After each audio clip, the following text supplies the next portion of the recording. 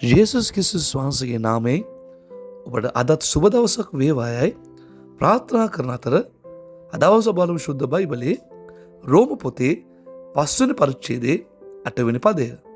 නමුත් දෙවියන් වහන්සේ අප කෙරෙහි ඇති තමන් වහන්සේගේ ප්‍රේමය පෙන්වන්නේ අප පෞකාරයන්ව සිටියදීම අප වෙනුවට ක්‍රිස්තුස් වහන්සේ මරණය විඳීමෙන්ය. සෙනෙහවන්ත සහෝදර සහෝදරිය, ප්‍රේමය ගැන ඔබට හිතෙන්නේ මොකක්ද? මේ පොළවේ ප්‍රේමයේ විවිධාකාරව තිබෙනවා.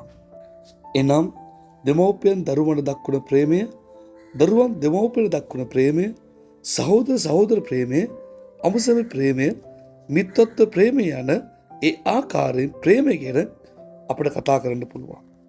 නමුත් දෙවියන් වහන්සේ අපිට දක්වන්නා වූ ප්‍රේමය කොයි වගේද?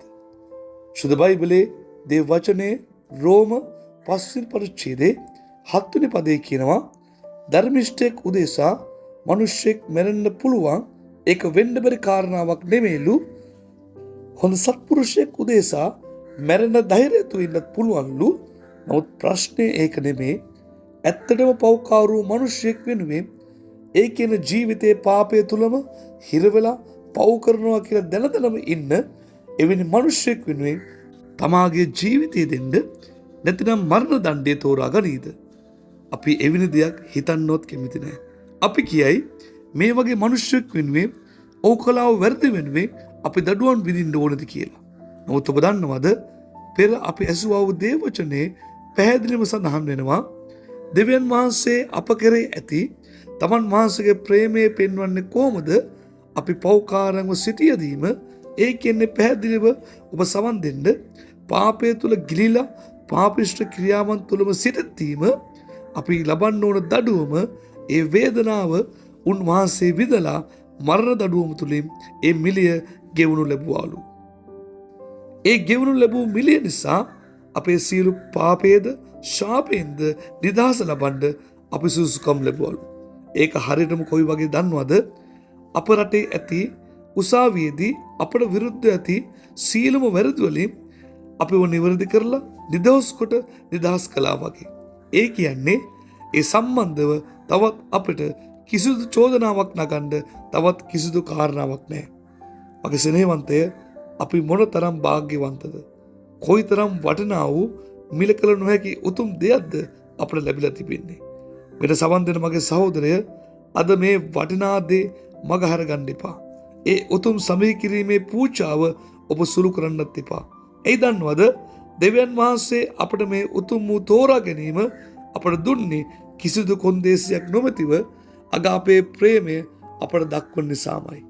එනිසා අද දවසේ ඔබගේ ජීවිතේ නිදහස් දවස කරගන්න. මොනාවලින්ද? පාපෙන් ශාපේ. උතුම් නිදහස ලබන්න මේ පොළවේ තවත් කිසිදු ක්‍රමයක්, ක්‍රියාපටියක්, ක්‍රමවේදයක් නැහැ. ඒකට එකම මාර්ගය යේසුස් වහන්සේ පමණමයි. ඒ නිසා අද තීරණයක් ගන්න. ඔබ කිව්වොත් අද දවසේ යේසුනේ මම පෞකාරෙක්, ඔබ මා උදෙසා මම මේ පොළවේ බිහි වෙන්න ප්‍රථමේ මගේ පාපේ ශාපේ මිලේ ගෙවලා ඔබ වහන්සේ මාව මිදූ බව මම විශ්වාස කරනවා. ඒ නිසා මට සමාව දෙන්න, ඔබේ දරුවෙක් ලෙස මාව පිළිගන්න කියලා ඔබ මෙලෙස යෙදුනොත් අද දවස ඔබගේ ජීවිතයේ නව උත්පාදනයක් ලබන්නව දවසක් වනු අනුමානයි. මගේ ස්නේහවන්තය, ඒ නිසා මේ වචනය මම විශ්වාස කරනවා ඔබට බලවත් ආශිර්වාදවත් ජීවිතයකට හොඳ මාවතක්, හොඳ ධෛර්යයක් මේ වචනය තුලින් ඔබට ලැබෙන්නේ නැති කියලා. අපි මේ වචනේ බාර කරමු. අපි යාඥා කරමු. ඒලාසත් පහත පොළොව සියල්ල මෙව්වා වූ ප්‍රේමනේ දෙව්දුනේ අද දවස කරන ඔබ වහන්සේට ස්වාමීන් තවත් ඔබ වහන්සේගේ ශුද්ධ වචනේ ස්වාමීන් වහන්සේ අපව ධෛර්යමත් කරන නිසා සුතී. ස්වාමීන් මෙට සවන් දෙනෝ සෑම ජීවිතයක් බාරයි.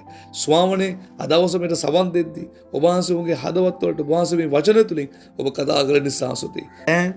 මේ වචනයත් මෙට සවන් දෙනෝ සෑම ජීවිතයක් බාරයි.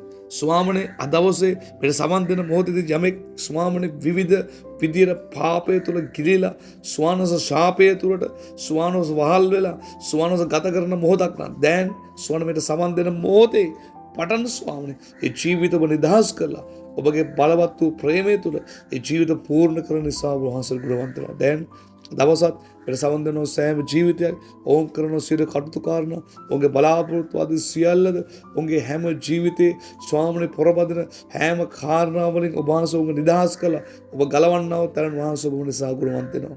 දැන් සියල්ලම ඔබගේ බලවත් අස්වර බාර කරනවා කැප කරනවා. ජේසුස් ක්‍රිස්තුස් වහන්සේගේම උතුම් වූ බලවත් වූ නාමයෙන්. ආමේන්.